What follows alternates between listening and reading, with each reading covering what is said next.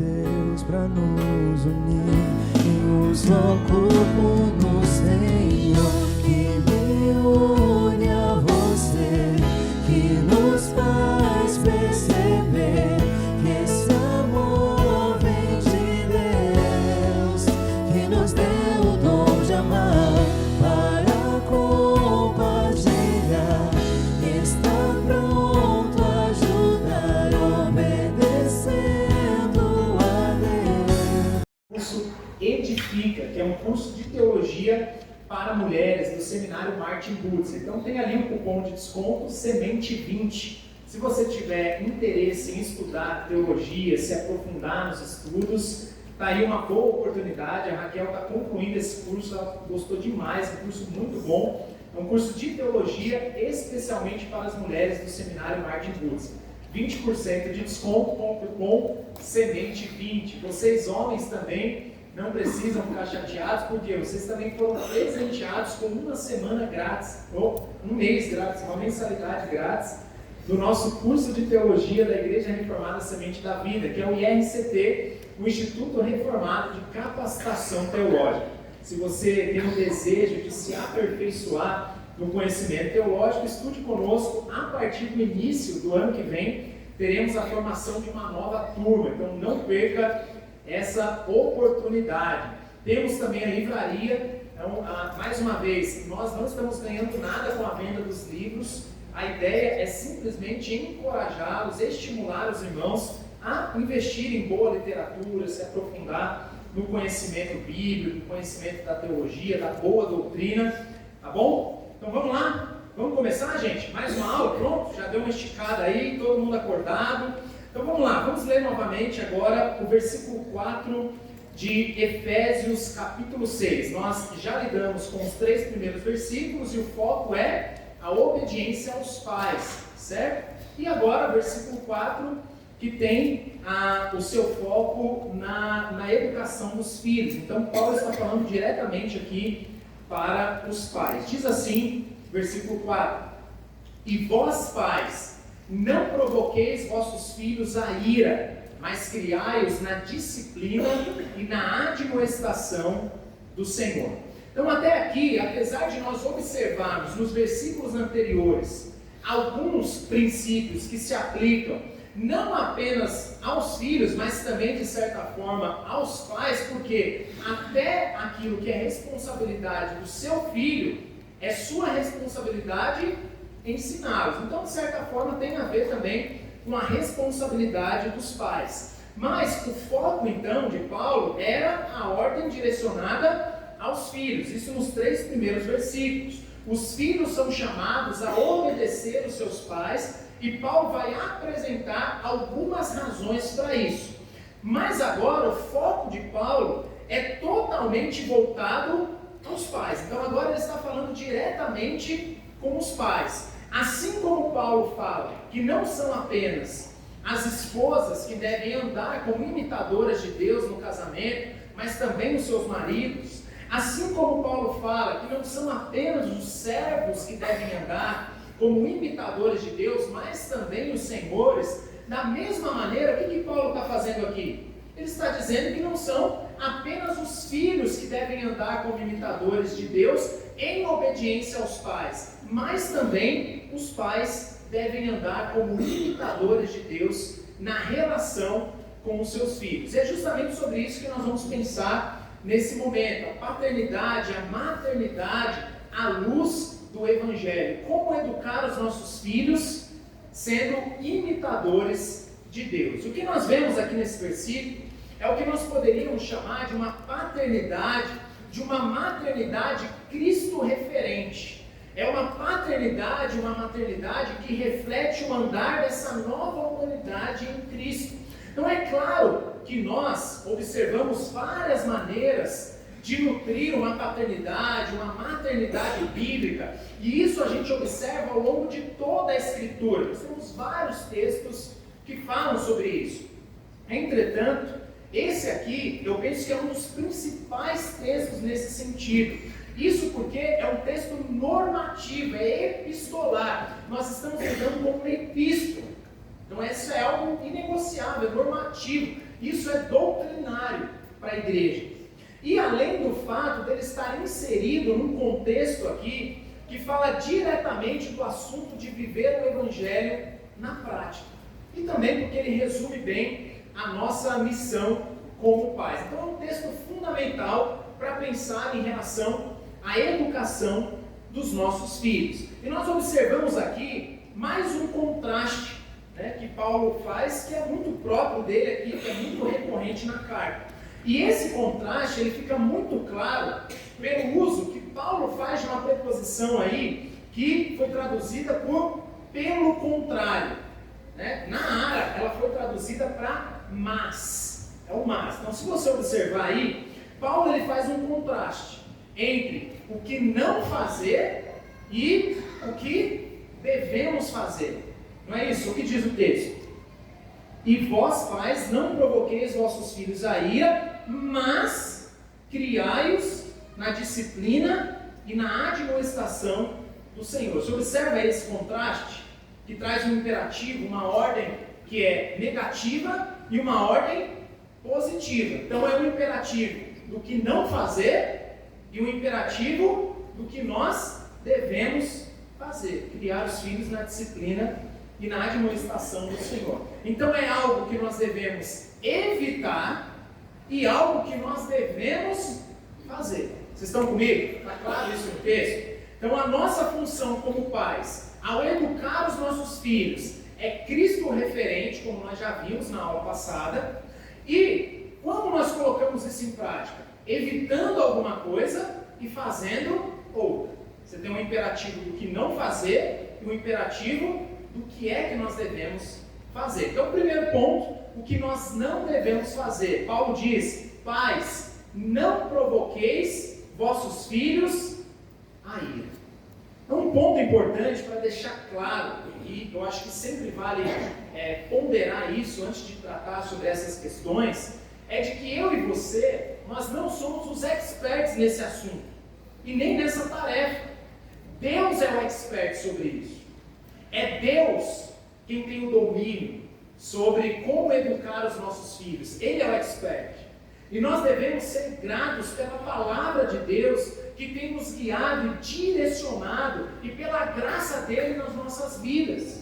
Meus irmãos, como uma palavra de encorajamento, o fato de nós sermos pais faz com que cresçamos muito como casal e também na nossa caminhada com o Senhor. Por quê? Porque nós observamos o quanto nós somos incapazes, o quanto nós somos dependentes da graça de Deus. Então a minha palavra para vocês de encorajamento é: nós dependemos da graça de Deus e do Evangelho de Cristo.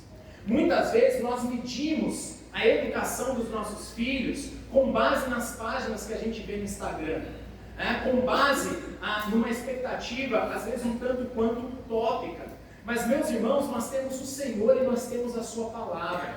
Nós temos o Evangelho de Cristo. E isso significa que nós temos tudo o que nós precisamos, que é a ajuda do Senhor, a graça do nosso Deus. Então, o fato de nós sermos pais faz com que nos tornemos mais dependentes de Deus e nos impulsiona a orar, a depender cada vez mais da graça de Deus e da ajuda do Senhor. E por que eu estou dizendo isso? Eu estou dizendo isso porque muitas vezes nós criamos um estereótipo e nós seguimos ideais quase que inalcançáveis de educação e por isso muitas vezes nós nos frustramos. E nós vamos falhar, meus irmãos, como pais. Eu falho muitas vezes. Eu imagino que você também vai falhar. É claro que será sempre mais fácil para alguém que está fora, para falar, e às vezes até para criticar, ou apresentar um estereótipo de educação perfeita, ou dizer como que de fato nós temos que educar os nossos filhos. Sempre será mais fácil seguir algumas páginas no Instagram sobre educação de filhos, idealizar a educação perfeita, mas o que nós temos que ter em mente é que todo o nosso esforço não é suficiente. E justamente por isso nós não devemos viver como se tudo dependesse de nós. De que nós, por nós mesmos, nós somos capazes de dar conta da educação dos nossos filhos. É óbvio, nós somos responsáveis sim, como eu tenho falado aqui. Devemos nos esforçar ao máximo, sim, mas em última instância, é Deus quem nos sustenta. Nós dependemos do Evangelho de Cristo, da graça do nosso Deus. E isso deveria ser um motivo de encorajamento. Não para relaxar e falar, não, então Deus faz o meu trabalho. Não, não é isso. Mas, coragem, tenha bom ânimo, dedique-se à missão de educar os seus filhos, porque você não está sozinho. Você tem o Senhor, você tem a palavra de Deus, você tem o Evangelho, você tem o Espírito Santo que te sustenta.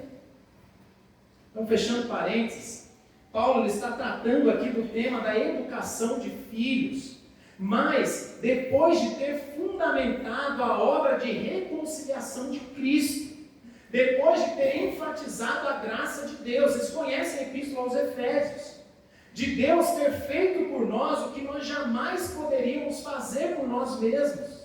Ele está falando sobre educação de filhos, sim, porém ele faz isso numa esfera do Evangelho da graça de Deus. E graças a Deus que nos concede a sua graça. É o Senhor que nos capacita para sermos pais e mães. O Senhor ele nos apresenta uma responsabilidade, mas ao mesmo tempo ele diz, você não está sozinho. A boa mão de Deus está agindo em nosso favor. Existe uma bênção de Deus sobre nós. Meus irmãos, isso significa que nós podemos falhar muitas vezes como pais. Nós podemos falhar como maridos, como esposa. Talvez você tenha falhado, ainda há pouco. Mas o fundamento da nossa tratativa é o Evangelho de Cristo que nos dá esperança. Então tenha bom ânimo. Você não está sozinho na missão de educar os seus filhos. Mas como eu disse, em contrapartida, nós não devemos negligenciar a nossa responsabilidade. E o que fica claro nesse texto é que Deus trata desse assunto com muita seriedade. O que fica claro nesse texto é de que existe um aspecto missional na maternidade e na paternidade. Deus, Ele não te deu um filho por acaso. De repente, nossa, uma criança.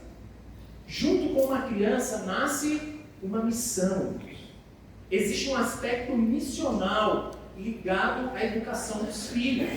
E por isso nós somos chamados a levar isso a sério, a cumprir esse chamado de educar os nossos filhos na disciplina e na admoestação do Senhor. Muitas vezes nós pensamos em ministério apenas em termos eclesiásticos, mas não, existe algo além da esfera eclesiástica. E os seus filhos é uma missão que Deus te deu. Então a minha palavra de encorajamento para todos vocês é que você e eu, nós não devemos pensar que esse é um assunto para ser tratado mais para frente. Que esse é um assunto não tão importante, porque eu tenho tantas demandas na vida, tenho contas a pagar, tenho trabalho, tenho coisas para resolver, isso aí a gente deixa para depois. Não, meus irmãos. Não tenha preguiça de educar os seus filhos. Tenha isso como uma prioridade. Assuma a sua responsabilidade. Coloque isso como uma missão, como de fato é. O fato é que você vai acabar educando os seus filhos de qualquer maneira. Não existe a posição vazia. Aquele que acha que não está educando, na verdade está educando, mas é uma educação ruim. A questão é, qual é o padrão de educação dos seus filhos? Será que é o padrão do Evangelho? De educação intencional no Senhor, como Paulo diz aqui? Nós temos, irmãos, que assumir a nossa responsabilidade e tratar desse assunto com a seriedade que Deus trata. Então o contraste aqui do texto, ele tem algo em comum. O que tem em comum aqui, no contraste? O tema da educação dos filhos, da disciplina dos filhos, certo? Então nós podemos pensar que a ordem de Paulo de não provocar a ira dos filhos, muitas vezes pode estar desconexa do assunto.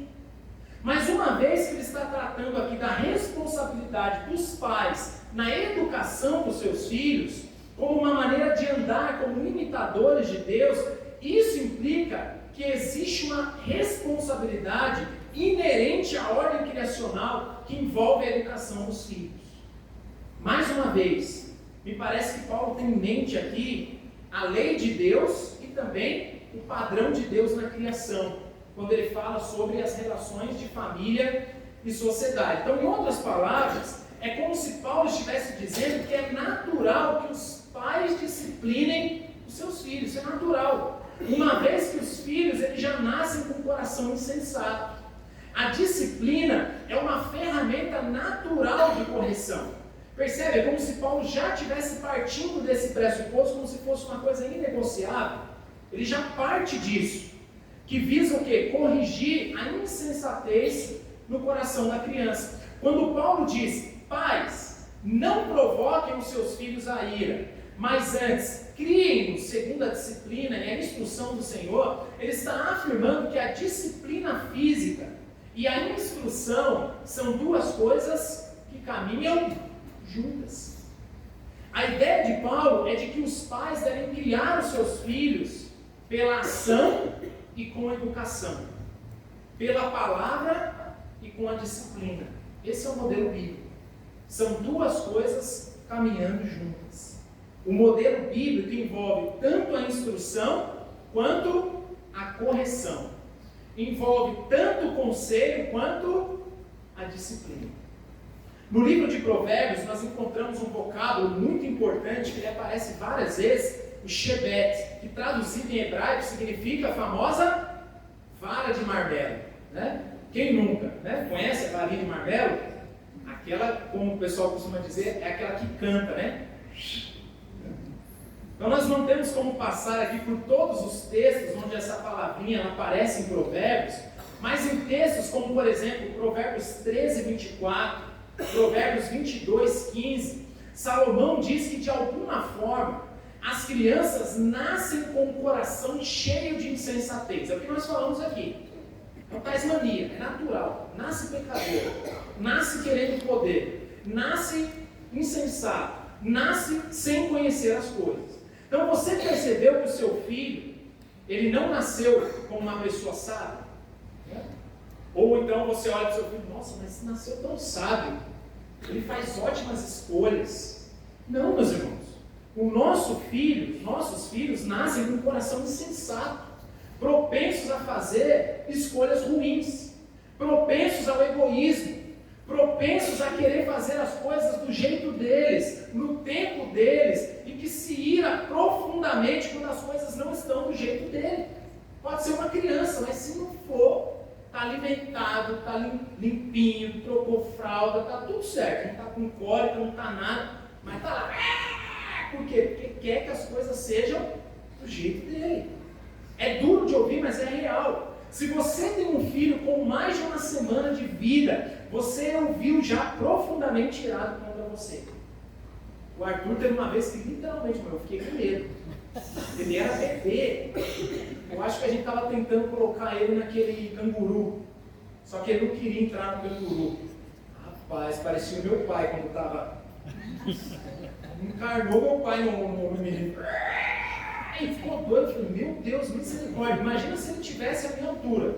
Ele ia acabar comigo. Então não há dúvidas de que se a criança tivesse força o suficiente, não tendo sabedoria, mas tendo o coração cheio de insensatez, provavelmente ela te espancaria, irmão. Pô, Osho que disse isso, foi muito chocante. Nunca mais esqueci. Então Salomão ele está dizendo que a insensatez está ligada ao coração da criança, mas a vara da disciplina a afastará dela. A criança, ela não é capaz de argumentação.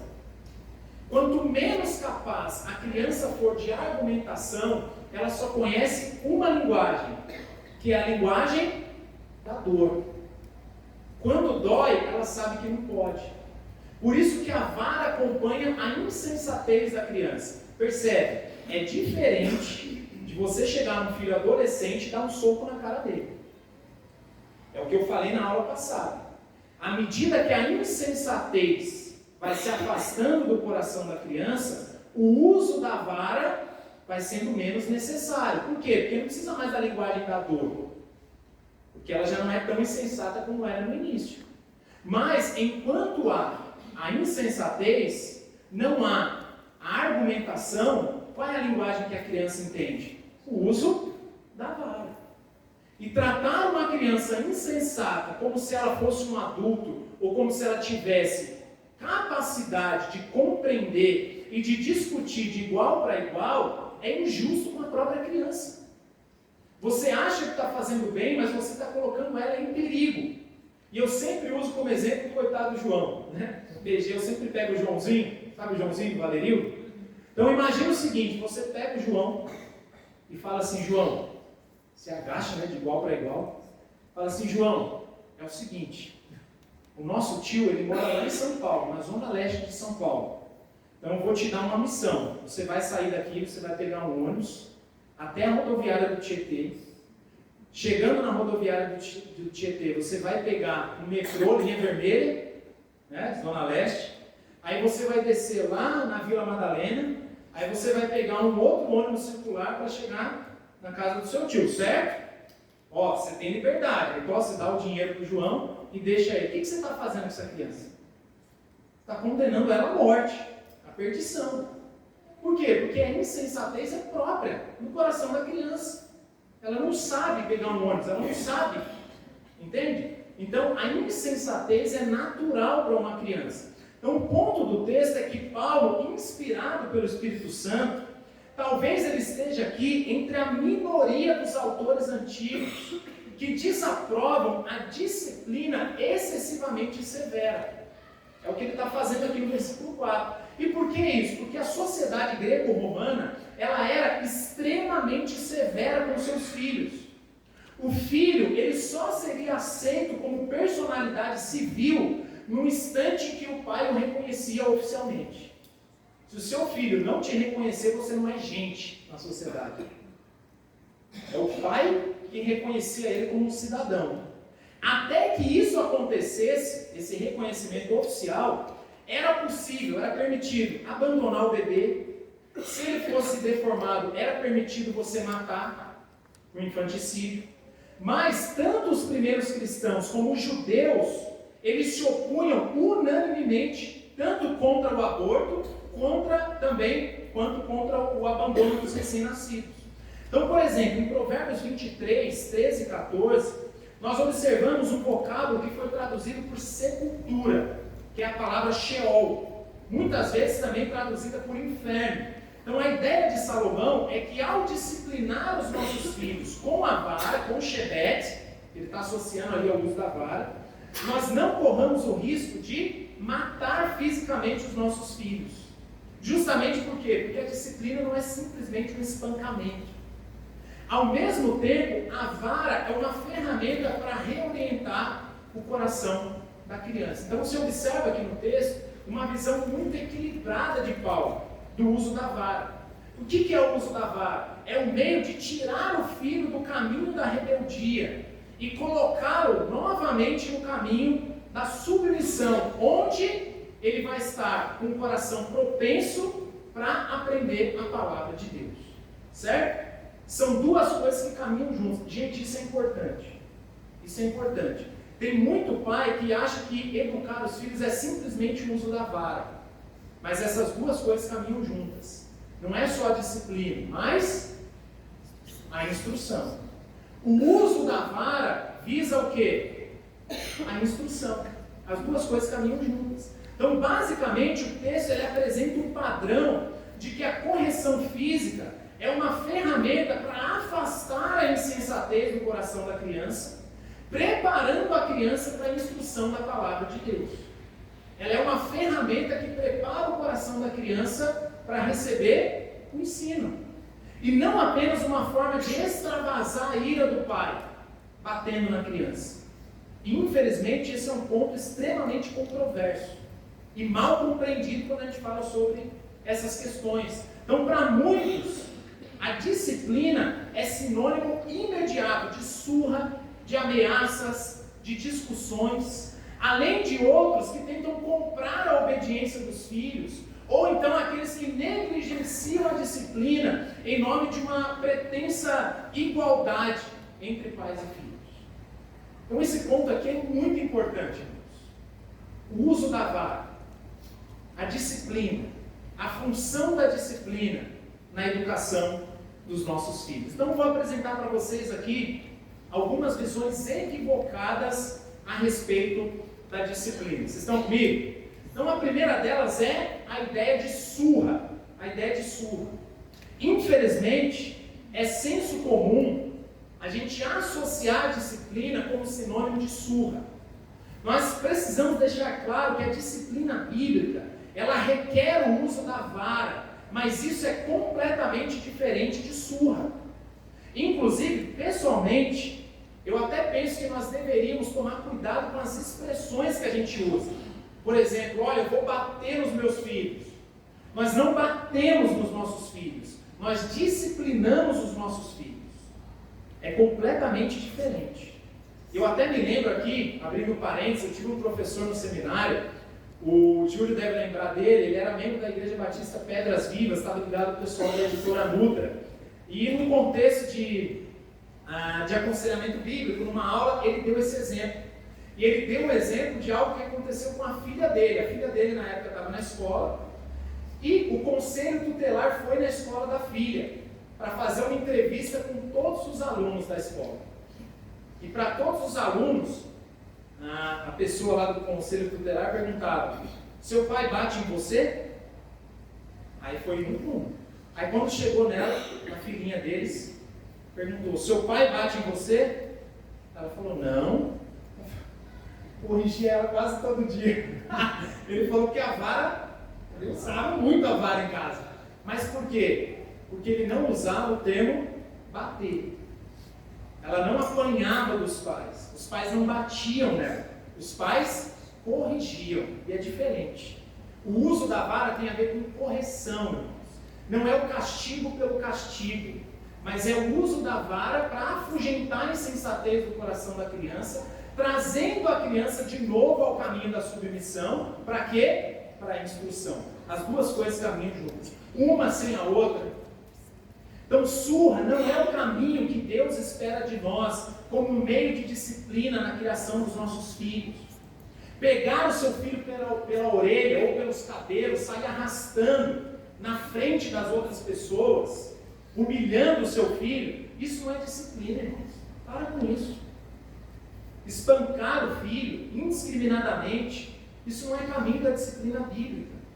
Disciplina não é sinônimo de espancamento ou um meio de extravasar a ira. Quantos pais não fazem isso? O filho faz exatamente a mesma coisa, mas no dia anterior o pai estava mais descansado, ele não trabalhou tanto, ele assistiu o joguinho dele de futebol, aí ele faz vista grossa. A mesma coisa, mas no dia seguinte, o dia não foi bom, problema no trabalho, e tudo, aí chega e pega a criança pelos cabelos e arranca. Pelo amor de Deus, gente. É incoerente.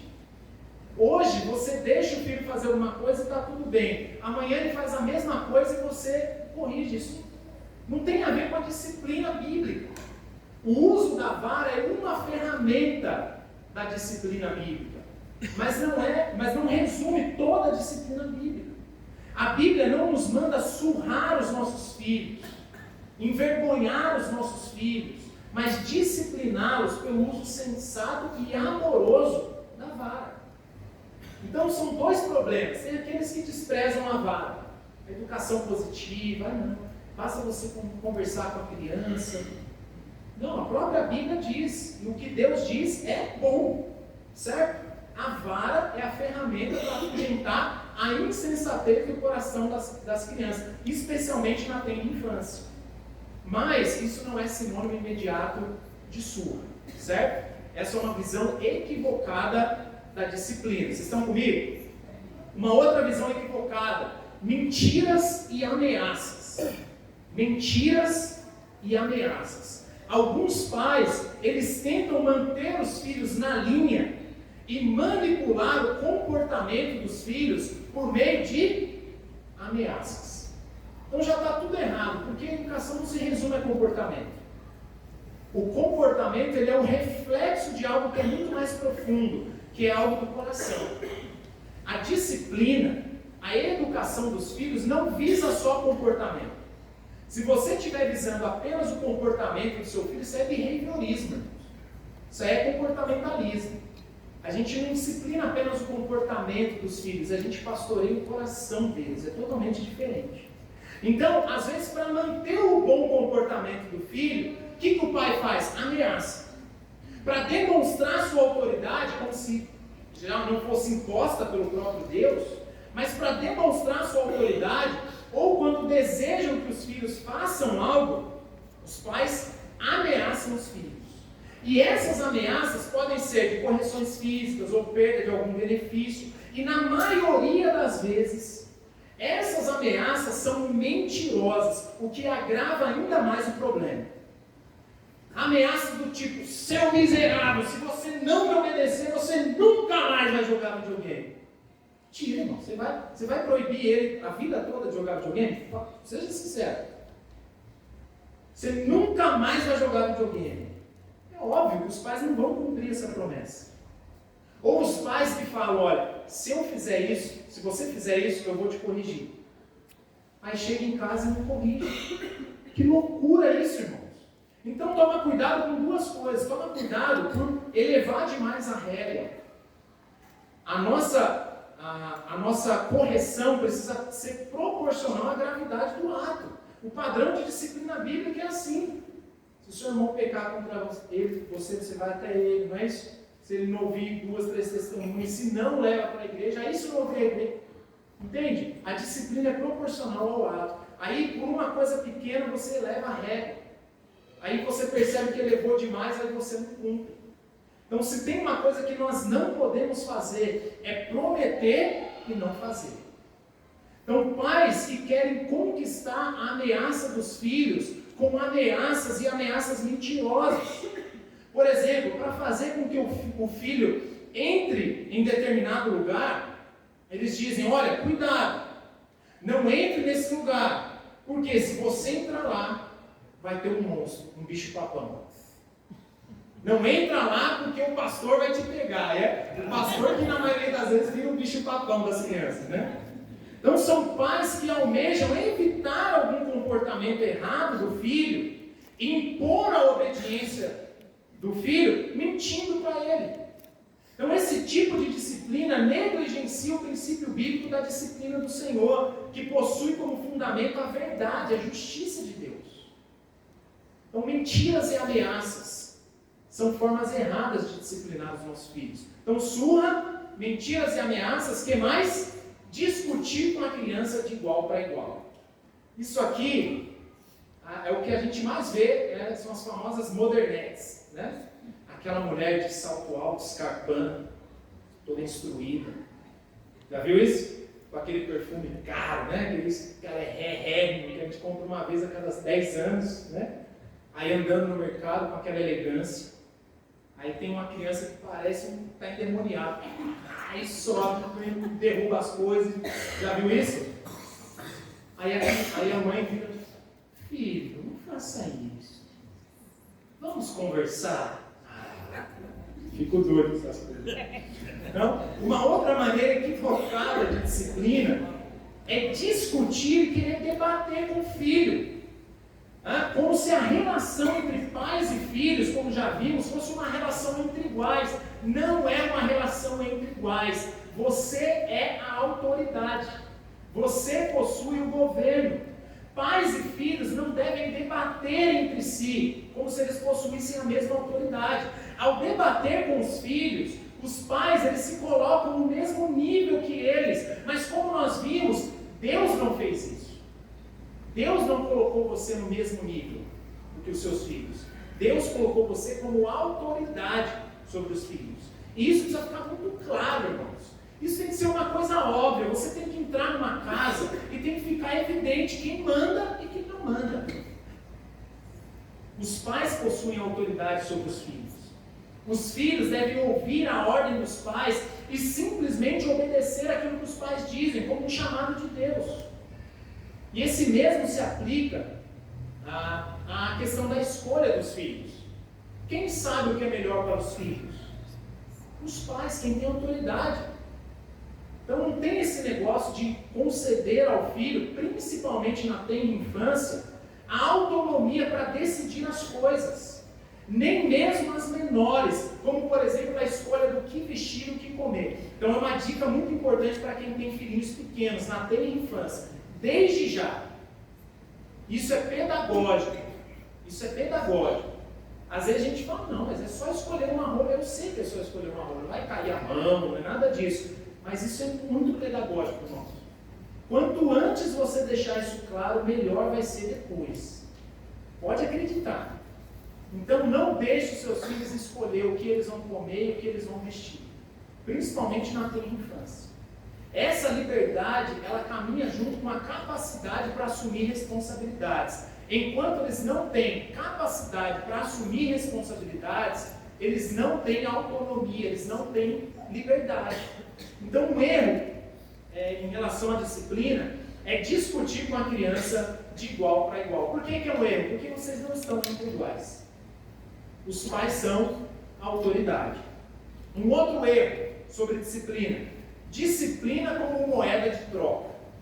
Isso aí acontece também demais. Disciplina como moeda de troca. Então alguns pais abandonam o modelo bíblico, o padrão bíblico de disciplina, e eles tentam conquistar a obediência dos filhos, oferecendo aos filhos algum benefício em troca, como uma espécie de suborno. Falando assim, o negócio fica meio pesado, mas é isso que a gente faz, irmãos. Toda vez que a gente quer comprar a disciplina dos filhos, nós estamos subornando os filhos. E olha que coisa vergonhosa, irmão. Coisa feia. Mas é muito comum nós nos depararmos, por exemplo, em lojas, supermercados, aquela criança fazendo birra, e se esperneia, se joga no chão, e os pais dizem: olha, filho, se você parar com isso, você vai ganhar um brinquedo. A gente não vê sempre isso? O que os pais estão fazendo? Eles estão subornando, querendo comprar a obediência. Pais que tentam lidar com os filhos, oferecendo a eles algo em troca, eles estão negligenciando a sua responsabilidade. E eles estão longe do modelo bíblico. Esse tipo de disciplina despreza o princípio bíblico de autoridade dos pais sobre os filhos. E além disso, essa atitude demonstra, na maioria das vezes, o quê? Preguiça. É a preguiça e a negação da responsabilidade dos pais. Cá entre nós, é muito mais fácil. É por quê? Porque aí os filhos ficam bonzinhos na hora, irmão. Chega no seu filho e fala: olha, você vai ganhar um PlayStation se você fizer tal coisa. Rapaz, nem a Madre Teresa de Calcutá vai ser tão santo. Aquele menino não vai andar, ele vai flutuar. Então, aleluia, sim Senhor papai, aleluia mamãe. Aí você dá o PlayStation, pronto, já vira endemoniado de novo.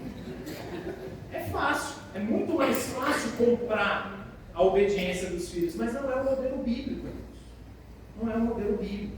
Vocês estão comigo? Estão acompanhando? Disciplina como moeda de troca. Mas será que tem mais? Tem muito modelo errado de disciplina. E um outro é a amizade em detrimento da autoridade. Vou repetir: a amizade em detrimento da autoridade. Então, outra maneira equivocada de disciplina é a ideia de que os pais devem ver os filhos como amigos.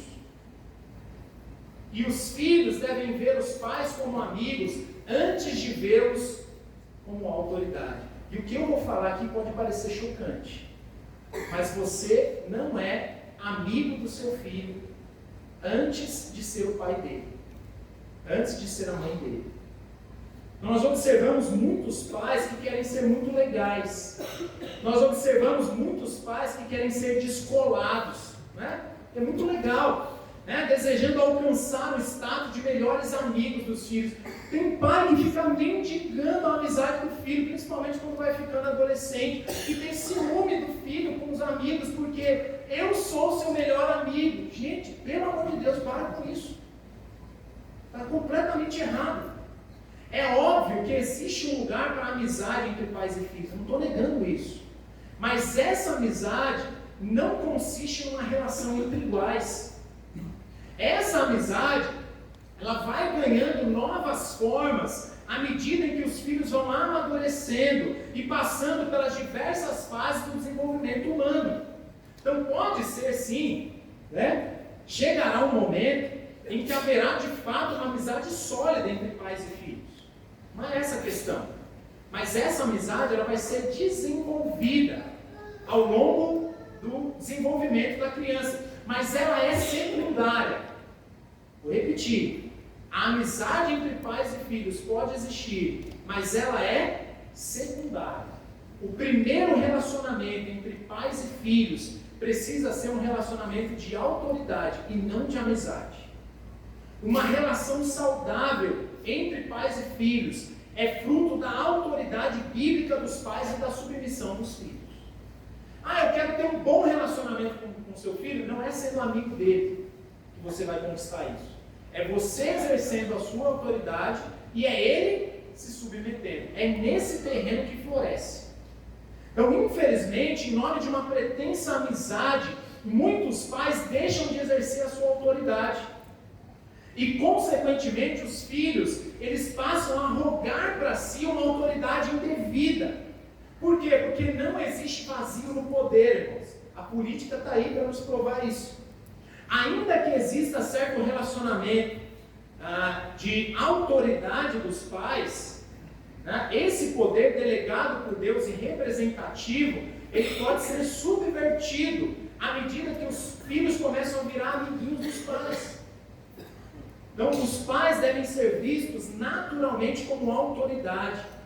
Mas, uma vez que os filhos começam a ganhar essa autoridade, os pais começam a se submeter aos filhos. Porque não existe vazio no poder. Alguém sempre vai ser autoridade. E alguém sempre vai se submeter.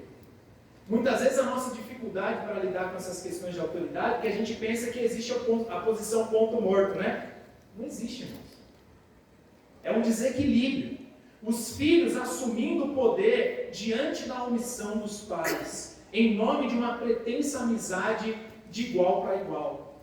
Os filhos passam a agir como tiranos, visto que eles são desprovidos da sensatez requerida para assumir a responsabilidade. Então, quem que é a autoridade? O pai. Por quê? Porque ele é capacitado por Deus para isso.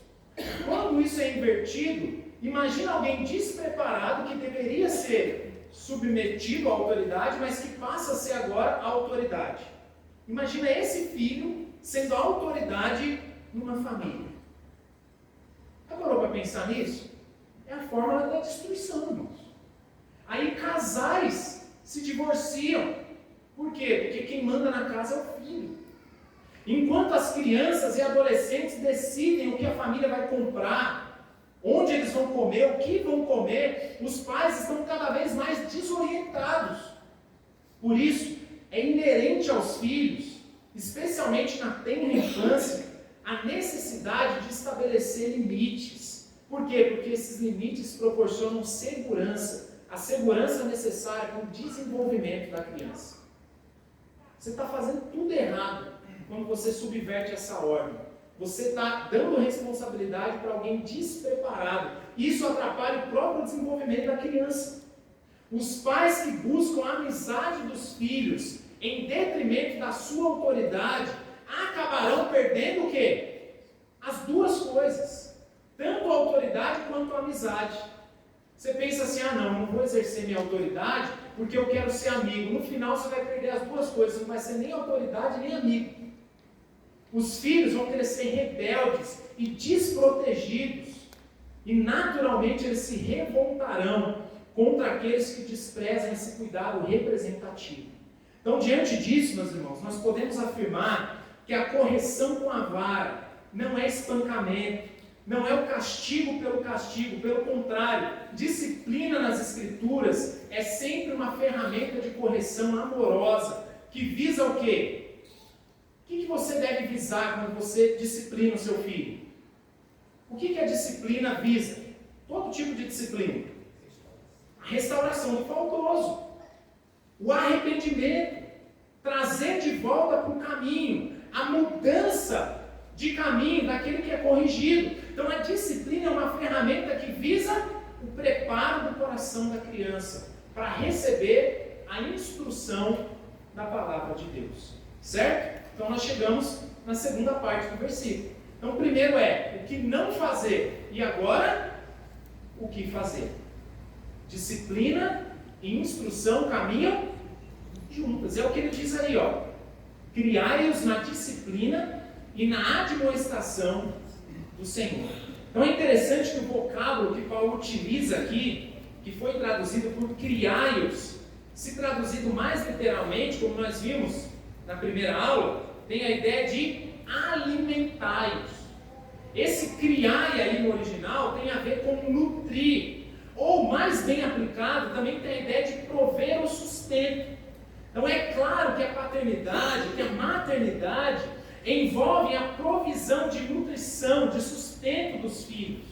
Mas a questão é que isso deve ser feito na disciplina e na admoestação do Senhor. Certo? Então, criai-os. Então, esse criar tem a ideia de nutrir, aquele princípio mais básico da paternidade, que é dar o mamar, né? Dar comidinha, dar o que vestir, dar o que comer. Mas é criar-os e como?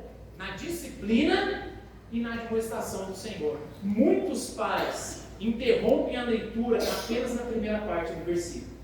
É o criai-os. Pronto, acabou. O restante, não, isso aqui não é bíblico. Isso é quase um errorex ali, né?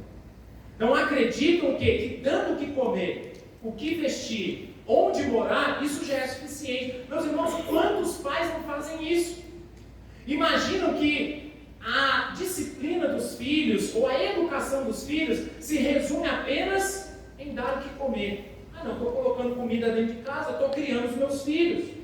É óbvio, meus irmãos, que essas são questões inegociáveis e fundamentais na criação. O pai deve sim prover o alimento para os filhos, um ambiente de segurança, de cuidado, de sustento, de proteção. Inclusive, nesse sentido, é fato que muitos pais pecam também por não assumir essa paternidade sacrificial e servil.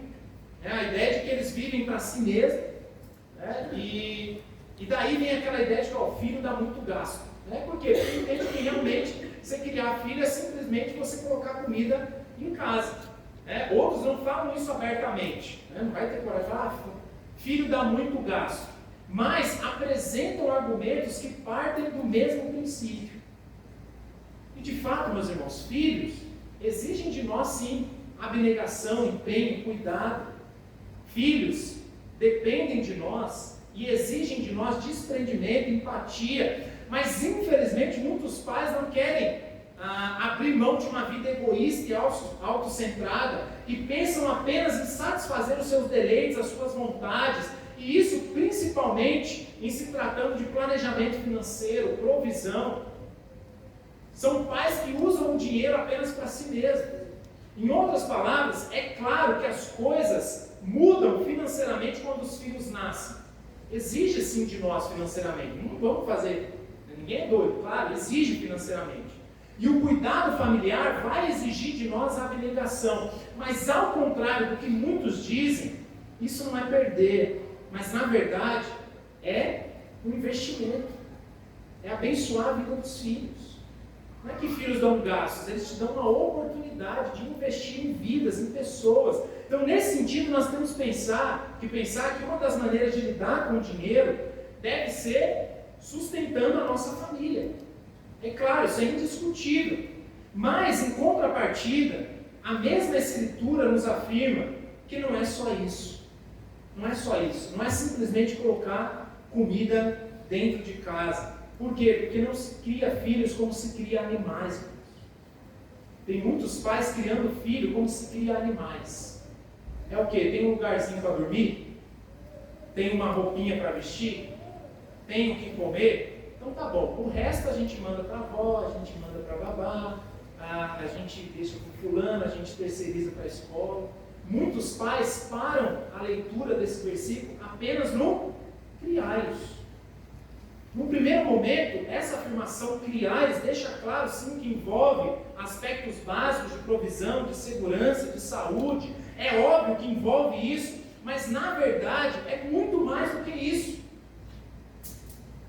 Educar os filhos é muito mais do que simplesmente dar o que comer. O texto nos ensina que criar os filhos é muito mais do que apenas o sustento, irmãos. Que bom que você tem colocado comida na sua mesa. Que bom que você tem trabalhado para sustentar a sua família, mas Deus espera mais de você, como pai e como mãe. Não é só isso. A criação dos filhos deve ser feita na admoestação e na disciplina do Senhor. Então não é só dar o que comer, mas envolve disciplina e admoestação. São os dois vocábulos que Paulo usa aí, certo? Nós não temos espaço aqui para observá-los a fundo, mas o texto original traz dois sentidos diferentes aqui, interessantes. Inclusive isso aqui também, irmãos, tem uma riqueza que você nem imagina. Livros foram escritos apenas a partir desses vocábulos. Um deles é paideia, famosa paideia, e o outro, nutesia, que é disciplina e admoestação. Paideia carrega o conceito de uma educação para a vida, de uma educação ligada à formação da pessoa, integral da pessoa. E nutesia vem de nous, que significa mente, de colocar na mente. Então a ideia aqui é de que a educação é algo muito mais profundo, que envolve a formação da criança como um ser humano integral, que envolve o coração, que envolve inculcar na mente, certo? Então educar filho, aí você fala assim, não, já estou colocando a comida dentro de casa e estou fazendo algo mais. Eu estou colocando ele numa boa escola para ele ser alguém na vida, para ele poder passar numa prova, para ele conseguir um emprego. E imagina que a educação se dá apenas em termos cognitivos, intelectuais. Mas não. A ideia de paideia aqui é a formação integral, de colocar na mente, mas visando aqui o coração. Então é o coração do seu filho como uma pessoa integral. A educação envolve tudo isso. E além disso, como diz o texto, essa educação e essa instrução são do Senhor. A disciplina e na admoestação do Senhor. Ou seja, fica claro nesse texto que a ferramenta de formação da criança, que é uma formação integral, que visa o coração, é a vontade de Deus expressa em sua palavra. É a palavra de Deus aplicada ao coração da criança, a formação dela como um todo. Então, em outras palavras, ser pai e ser mãe é muito mais do que prover o sustento dos filhos, mas são missionais. A paternidade e a maternidade é missional, é uma vocação, e é uma vocação que tem a ver com a formação da criança como um todo, visando o coração dela. E qual é a ferramenta para isso? A palavra de Deus, certo? Em outras palavras, nós somos chamados para pastorear o coração dos nossos filhos, numa educação que visa o coração deles. A pergunta é: você tem proporcionado para os seus filhos um lar, um ambiente seguro? Você tem dado o que vestir, o que comer, proteção? Mas além disso, você tem pastoreado o coração dos seus filhos? Será que de fato você encara a sua maternidade, a sua paternidade como um peso, como uma perda de tempo? E você acha que colocar comida na mesa já é o suficiente? Ou você entende que acima de tudo isso, você foi chamado para ser pai, para ser mãe dos seus filhos, de uma forma missional, pastoreando o coração deles? Você tem pastoreado o coração dos seus filhos? Você tem se preocupado de fato com a vida, o crescimento espiritual dos seus filhos? Qual é o conceito de riqueza para você? Como que você tem afetado a educação dos seus filhos? Nós aprendemos com esse texto, meus irmãos, que nós seguimos o modelo de Jesus como pais e filhos, quando nós andamos como imitadores de Deus, educando os nossos filhos de forma integral, visando o coração deles por meio da palavra do nosso Deus. Ser pai e ser mãe é um grande privilégio, um privilégio missional, um privilégio representativo. Será que os nossos filhos poderiam dizer a nosso respeito: o meu pai é o meu pastor, e nada me faltará? Que o Senhor nos dê a graça de pastorear o coração dos nossos filhos. Amém? Meus irmãos, como eu disse, o nosso tempo aqui é muito breve, apesar de ser intenso.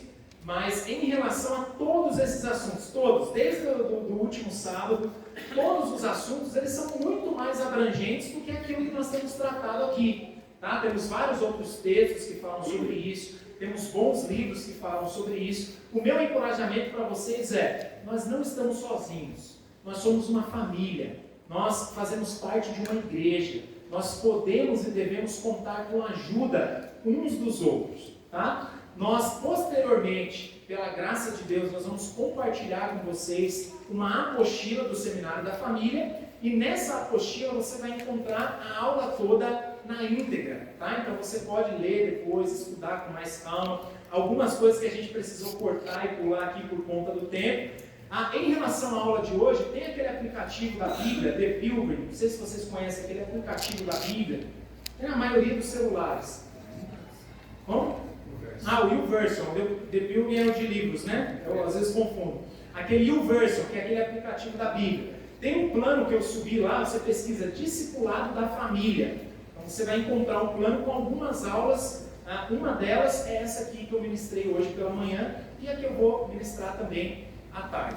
Tá bom, meus irmãos? Deus abençoe vocês. Viver o perdão que vem de Deus para nos unir em um só corpo.